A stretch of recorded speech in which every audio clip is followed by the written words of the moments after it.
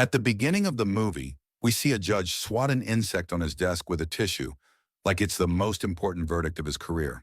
And the people in the courtroom start looking at him like he's in the middle of delivering justice.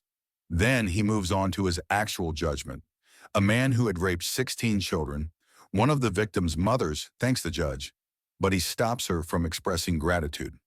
After that, he stands up from his chair, but suddenly collapses. And we realize he had trouble even speaking while delivering the verdict. The scene cuts to a care home. This is where we meet Judge Stephen. He was admitted there due to his declining health. After some time, we see him in a shared room. The place is chaotic, with old men video chatting with their grandchildren and making enough noise to wake the dead. Judge Stephen, clearly irritated, pulls the curtain across his side like a grumpy grandpa trying to block out a rock concert. Bro acted like he booked a five-star hotel suite, not a nursing home shared room. He had been living there for a while, yet hadn't spoken to anyone. He kept to himself and saw all the other old folks as immature children. According to him, they just followed orders blindly. And the sheer non-people vibe of the place made it impossible for him to fit in. Judge Stephen was basically the grumpy cat of geriatrics. One day, he rolled his wheelchair out into the garden. There, an old man was downing a beer and puffing on a cigarette like he was on vacation in Miami, not in a care facility. When he saw the judge, he offered him a cigarette and beer. They both sat down and started talking. Eventually, the judge decided to take a stroll, but not long after, the same old man followed him. The guy's cough was so bad it caused him to spill his beer and drop his cigarette, which set his clothes on fire. Seeing this, Judge Stephen panicked and called for help. You could clearly see the fear in his eyes, probably wondering if he'd accidentally walked into a circus instead of a care home.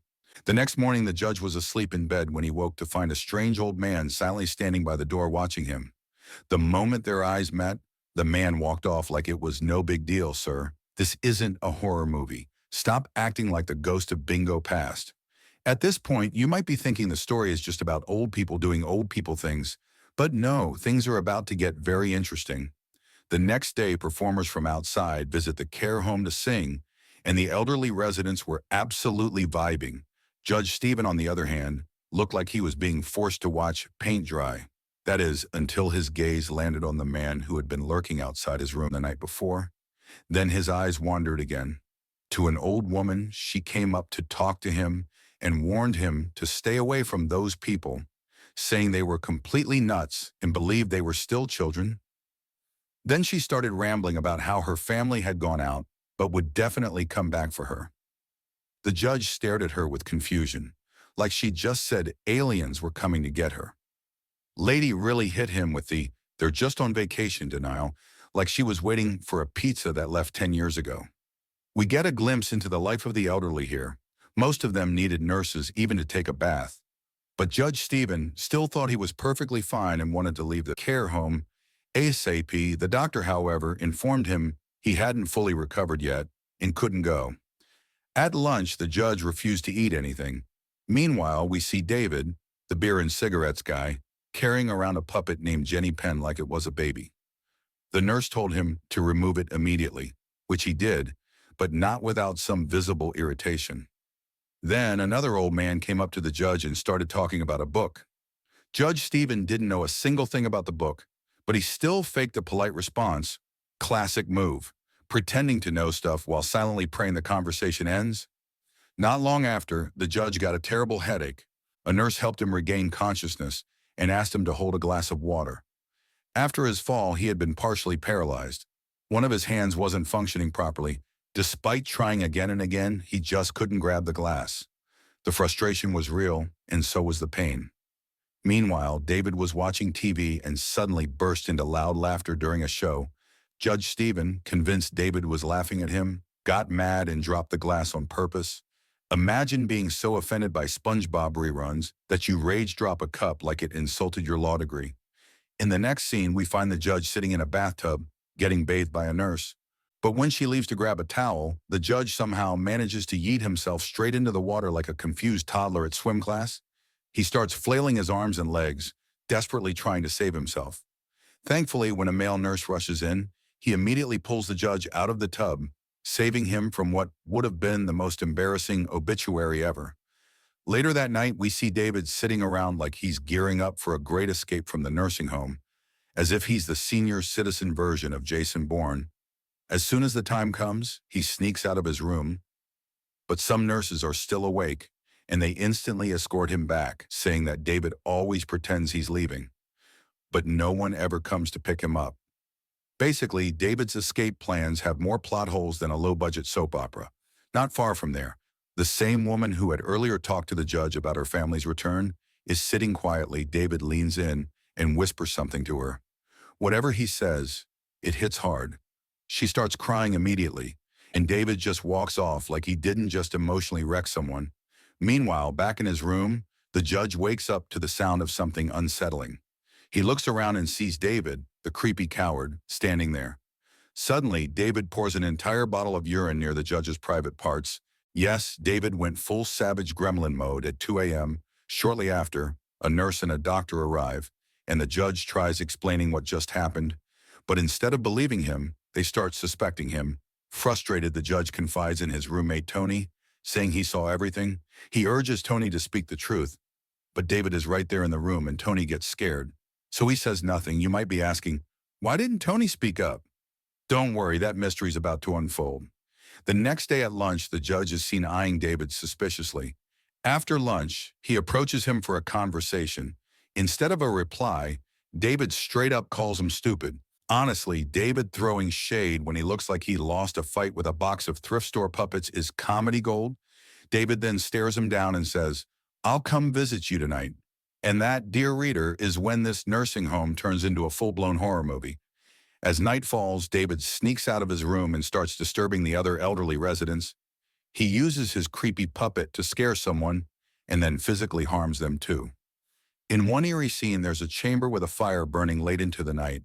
At 3 o'clock a.m., the judge is jolted awake by strange noises. He spots David again, doing his usual haunted marionette act, scaring him with a cotton-stuffed puppet. He then pulls back the curtain and walks straight to Tony's bed. Holding the puppet to Tony's face, he demands, "Who rules here?" Terrified, Tony whispers back, "Jenny Penn." Then things get straight up disturbing. David stretches out his wrist and tells Tony to lick Jenny Penn's puppet butt. Yes, this man has puppets, power trips, and zero boundaries. Basically, the dollar store Voldemort of the nursing home. Tony, scared to death, agrees. After that, David rings the bell near the judge's bed, but no one responds. David then viciously harms Tony's private parts. Seeing this, the judge yells at David to stop.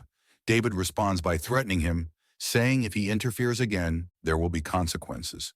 Tony, sobbing, confesses that David does this every night and is the reason many others have died. We then follow David as he roams the hallways, stealing random items from other residents' rooms. He hears a sound and peeks into one room where he finds an old man lying on the floor, pleading for his mother. David just slams the door shut and leaves. Next, we see all the old folks dancing at some sort of social event. The judge sits quietly while David arrives and starts dancing too. Except his dancing looks like what would happen if a chicken got electrocuted mid-disco. He stomps on someone's foot, pushes others around, and after turning the place into a shuffleboard battleground, he ends up dancing alone in the middle. Later, the doctor brings up the incident with the judge and asks David if he knows anything about it. David, with the confidence of someone who's been gaslighting everyone for years, flat out refuses to say anything. He dismisses it, claiming that the judge's mental state is unstable, which is rich, coming from the guy who uses sock puppets for psychological warfare. The next day, a group of college students came to visit Tony. They were all there to interview him, asking questions as if he were some kind of war hero. But David was lurking nearby, creepily watching the entire time. Tony could feel his beady little eyes boring into him, and it made him visibly uncomfortable. Still, Tony managed to finish the interview, keeping his cool. Barely, right after it ended, he bolted like a scared cat and hid in the laundry room. But then, like a shadow that just won't quit, the judge followed him in. Tony looked exhausted and said, "It wasn't easy at all. I've been through hell, and I'm still burning with jealousy about it." The judge tried to console him and said, "Shake my hand, let's get out of this place together." But Tony, scared out of his mind, backed away like the judge had just offered him a one-way ticket to more trauma. So the judge just left him there like, all right, fine, be scared and stay stuck. See if I care, you cowardly jellybean. On his way out, the judge noticed a photo wall showing old images of the hospital. Weirdly, David was in every single photo, even the one taken during the hospital's grand opening. Plot twist. Apparently, David's been haunting this place since dial-up internet was invented. Freaked out, the judge went straight to the doctor to report David. But before he could explain, the doctor dragged him into his room and accused him instead. She claimed David saw the judge doing inappropriate things. Then she began searching his room like a TV detective and, lo and behold, found a filthy woman's garment under his bed. The judge was floored like, "What? That's not mine." But no one believed him. That night, David was once again freely roaming the halls like he owned the place. The judge, who already hated being here, started spiraling even more after everything that happened. Meanwhile, David approached an old lady at breakfast and began blackmailing her like some villain out of a daytime soap opera. Everyone was terrified. David told her that he ruled the nursing home and she would have to obey him or live in fear. The judge finally had enough and called David out in front of everyone. Naturally, David flipped. He kicked the judge's legs so hard you'd think he was trying out for a football team. Then he said, "There was another old man named Saney who used to defy me. Look at him now. He can't even lift a finger." David basically said, "You mess with me, you end up like a frozen chicken nugget." He warned the judge not to interfere or things would get even worse. That was the final straw for the judge. Enraged, he began hurling things off the breakfast table like a toddler denied candy. Nurses rushed over and dragged him away before he could toss a pancake at David's smug face. The next day, we saw the judge with the doctor, who was now checking his mental state, because clearly everything going on wasn't already enough to make someone lose it. Meanwhile, David continued making life hell for both Tony and the judge. But Tony seemed to be his favorite punching bag. David bullied Tony nonstop, even yanking on his catheter bag, causing Tony serious pain. David was out here thinking he was a WWE wrestler, but all he really did was make people cry and pee involuntarily. Later, David gave the judge a list of rules to follow. Unsurprisingly, the judge refused. That triggered David into spitting on him. Not to be outdone, David also got spit on by Hiras. Yes, it was a full-on spit fest like kindergarten recess gone wrong. Then David found that same old lady who just wanted to be with her family. He lied to her face, saying her family was waiting outside. He walked her to the gate and left her outside. Alone later, when he got to his room, he realized his cards had been swapped, so he ran out. And just a short while later, the worst happened. He found the body of that poor lady floating in the water. She had drowned. This was now the second dead body we'd seen, and it raised a chilling question. Just how many old people had David sent to eternal nap time before someone noticed? The judge rushed to the gate and confirmed that the lady never left on her own. It became clear the real devil haunting the nursing home wasn't a ghost. It was David tormenting the elderly when they were awake, and even when they tried to sleep. All of this finally took a toll on the judge's mental health. He started hallucinating. Sometimes he'd start talking to himself. Other times he'd just go completely silent. At this point, even his inner thoughts needed therapy. David didn't stop bullying the judge, and when he couldn't pick on him anymore, he just moved on to bullying other people. Then yet another death happened at the facility. The judge was completely shocked by this and quickly came up with a plan. He stole the nurse's room key card. While the nurse was taking David for a shower, the judge slipped into David's room and started searching. After a while, David came back to his room and instantly realized someone had been in there. He got furious, he stormed out, played a song like a dramatic movie villain, and tossed a key toward the judge. It had fallen from the judge's pocket by mistake. This guy really said, "Let me soundtrack my rage." Who plays DJ during a meltdown? Then he started dancing, and suddenly he couldn't breathe. David actually had asthma. He pulled out his inhaler and started pumping it, but no medicine came out. Meanwhile, the judge just sat comfortably, watching the chaos like it was a Netflix series. Flashback, it turns out the judge had emptied David's inhaler earlier while snooping in his room. David rushed back inside and checked all his inhalers. Every single one was empty. Panic set in. He started begging for his life, crawling out of the room before collapsing. Moral of the story: don't mess with the judge or he'll literally take your breath away. Meanwhile, Tony was sleeping like a baby in the judge's room, clueless to the drama outside. That night, no one was around, and the judge placed bail. The next morning, the judge and Tony thought they saw David, but there was no trace of him. That evening, everyone gathered to watch a movie. Tony, ever the optimist, said their good days were coming. After a while, the judge got up and walked alone toward his room, but something felt off, like someone was guiding him. And sure enough, it was David. Dragging him into a room, David shoved him so hard that he fell to the floor. Then David cranked the radio volume up to full blast and started talking to a woman nearby. He told her now was the time to talk, but she had no idea what he was going on about. Classic David. Talking nonsense like a bad motivational speaker having a breakdown. Then things got worse. He started removing the woman's dress. The judge, horrified, tried to stop him. Gathering courage, the judge got up, grabbed his belt, and whacked David with it, knocking him down. By then, the noise had attracted nurses and doctors who rushed in.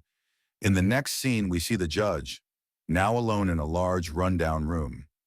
Days went by, one after another, as he remained locked away. But outside, David had become everyone's worst nightmare. Seriously, how does this guy keep showing up like a horror movie sequel nobody asked for? One night, David appeared in the judge's room. He told him that when he was 40, he was mopping the hallway before a ceremony. He looked up and saw everyone downstairs dressed up, smiling. Waiting for the judge, David said, "I thought we're the same age. And look at me. I've got nothing, still scrubbing floors for a living. Someone get this man a therapist and a LinkedIn profile?" He went on to say that in this place, only his rules mattered. No matter how big a judge he was on the outside, inside, only David's court ruled. Then he pulled out his creepy puppet, because of course he has a puppet, and showed it to the judge. Finally, the judge gave up, ripped off his wristband in surrender. And David, seeing this, grinned with delight. Nothing screams, "I win," like smiling with a doll in your hand after bullying a senior citizen. A few more days went by like this, and everyone was completely fed up with David. The judge, out of all of them, was the most broken. Physically, emotionally, and possibly even spiritually. Honestly, the man looked like he had aged 10 years just from being around David. One day at lunch, Tony walked over to the judge's table and sat next to him. He said, "You were very strong, and I want to do this for you." Then out of nowhere, he performed a Mexican dance for David. Yes, right there, because nothing says revenge plan like salsa in a psych ward. The nurse immediately rushed in and took him away just as David was about to lose it again in a fit of rage. That evening, everyone was gathered in the lobby. A group of people played music, trying to lighten the mood. Tony noticed David staring him down, the kind of stare that says, "I'm not mad, I'm psychotically disappointed." Tony went and sat in his place trying to ignore it. But David, fueled by rage and delusions of grandeur, stormed into Tony's room, only to find the bed empty. He then headed toward the drawing room. When he saw light coming from one of the rooms, he went inside. That's when someone suddenly attacked him from behind. The judge, in a moment of silent justice, grabbed David's hands and stuffed a cloth into his mouth. David suffocated on the spot. David's reign of terror ended not with a bang, but with a handkerchief.